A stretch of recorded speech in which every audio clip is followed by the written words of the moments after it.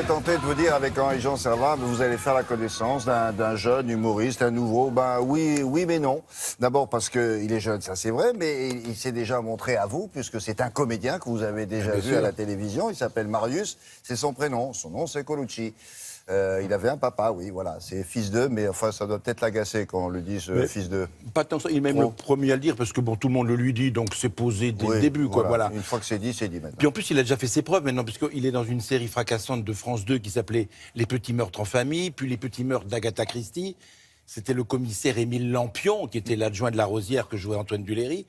Alors il s'est essayé à faire du théâtre, il le fait plutôt bien, il s'est essayé à faire de la télévision, il a voulu chanter. Alors il a voulu chanter, il s'est écrit des propres chansons, il s'est écrit un répertoire. Alors le répertoire, bon, il le rôde actuellement dans un cabaret de Paris qui est le Sentier des Halles, tous les vendredis soirs à 21h30. Alors il arrive en peignoir, et puis bon, bien sûr les deux premières questions, c'est sur son père à un moment ou un autre, mais après il l'oublie, il l'évacue complètement, et il existe complètement. Il a d'ailleurs un physique qui n'est pas vraiment évident, la tête de son père surtout, et puis il existe par lui-même, c'est ça qui est tout à fait patent. Alors il chante, et il veut exister par lui-même. Cela dit, sans vouloir enfoncer le clou, mais c'est vrai que quand vous le voyez sur scène en train de chanter, ça rappelle à certains d'entre nous, quand on a découvert son père en train de chanter sur scène, parce qu'il adorait ça, son père, en plus, avec ses musiciens qui étaient derrière, des sacrés rigolos. Parce qu'en plus, il fait un joyeux bordel, les paroles des chansons, j'en verrai pas, je veux dire, les religieuses découvrant de la Visitation, les écouter du début jusqu'à la fin, peut-être pas non plus. Alors, le soir, on est allé le filmer, on a fait cette petite interview avec lui, il y avait un personnage important de sa vie qui était là, et vous allez découvrir avec plaisir, à la fin de cette petite interview, vous allez voir qui compte dans la vie de Marius Colucci et était venu ce soir-là pour l'écouter, voilà. Au Sentier des Halles, tous les vendredis soirs à 21h30.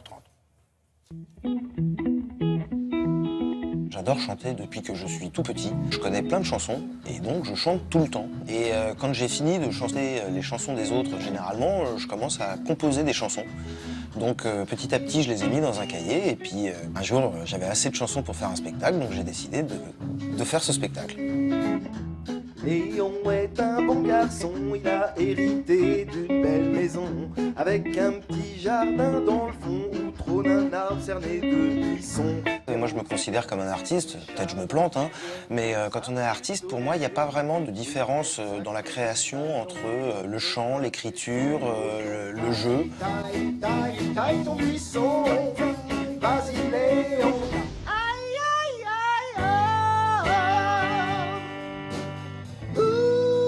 Même si c'est pas forcément évident quand on est, comme moi, le fils de Coluche, parce qu'il y a beaucoup d'attentes du public et de la presse et des producteurs. Je t'aime comme tu es. Je crois que de toute manière, l'envie de faire de la scène, elle était beaucoup plus forte.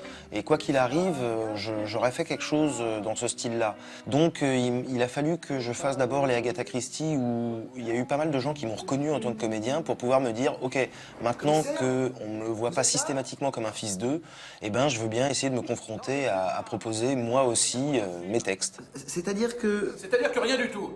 Combien de fois devrais-je vous dire que cet endroit est sacré ?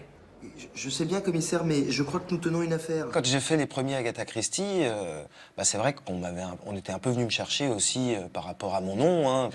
Et ensuite, on a continué parce que la série avait marché et on a pu développer un petit peu plus les personnages, notamment le personnage d'Émile Lampion que j'interprétais, qui peut être courageux par moments, qui peut être ridicule aussi. C'est assez surprenant, hein ?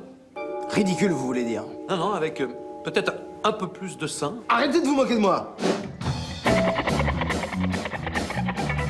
Sur scène, il y a un truc qui est très instinctif, qui est le contact avec le public. Le public, c'est jamais le même tous les soirs.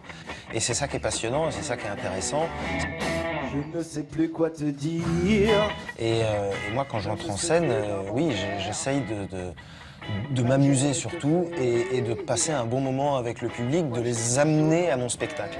Si je repousse tes avances, il faudrait que tu t'en ailles. Ne bougeons pas ensemble ce soir. Il est maintenant l'heure de partir. Est-ce que c'était, Véronique, la première fois que vous entendiez chanter votre fils ce soir? Non, je suis déjà venue à plusieurs reprises voir son spectacle dans divers lieux. À quoi bon se retrouver au restaurant pour se parler intimement de nos vies au milieu de plein de gens? Mais je le vois pas comme mon rejeton, je le vois comme un artiste qu'il est. Il m'amuse parce qu'il se prend pas au sérieux, je crois. À quoi bon Alors avant lui, aux Voilà Antilles pour Marius. J'aime bien le nom du groupe, là. Ah bah oui, Marius et les Marioles. Voilà. Alors, juste avant lui, il y a un comique qui s'appelle Maxime Gasteuil, qui est très drôle, qui est très bien épatant. Mais ce que je voulais vous dire, c'est que hier soir, moi, j'ai vu un spectacle magnifique, qui est une comédienne qui chante, qui est Cyrielle Claire. Ouais. Elle chante à l'Espace Cardin, là où Cardin a accueilli en 73 les shows mythiques de Marlène Dietrich. Ouais. Oh, regardez la tête qu'elle a. Elle s'est fait la tête de Marlène, elle a les positions de Marlène, et elle chante divinement bien. Elle est littéralement habitée par le personnage. C'est mis en scène par Gérard Chambre, pardon. Est-ce Et qu'elle a elle des joue robes Marlène. comme Marlène Dietrich? Elle a puisé. Oui, ce dans- que je veux dire, la dernière robe qu'elle portait, moulée. entièrement Voilà. cousue à la main sur son corps. Voilà, Carla faisait le point. Alors, elle arrive, elle fait le salut, la photo mythique, où elle a les Et cheveux. elle chante, elle fait quoi? Ah, elle chante. Ouais. Et elle joue Marlène dans les grandes scènes mythiques de Marlène.